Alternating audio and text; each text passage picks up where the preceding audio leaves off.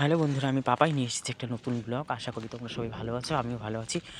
Blog শুরু করা যাক। আজকে রবিবার, সকাল 10টা বাজে।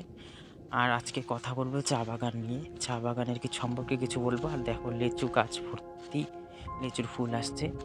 আর চা পাতা সম্বন্ধে কিছু কথা বলছি। দেখো, দীর্ঘ 3 মাসের অপেক্ষায় চা গাছে চা পাতা আসলো।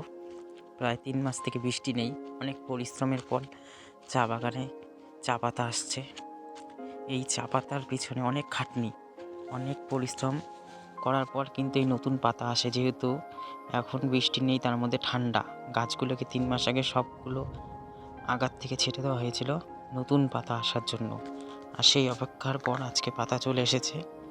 প্রায় 15 দিন পর এই গাছ থেকে চা পাতা তোলা যাবে। এই চা পাতা তোলার সময়ও চলে এসেছে।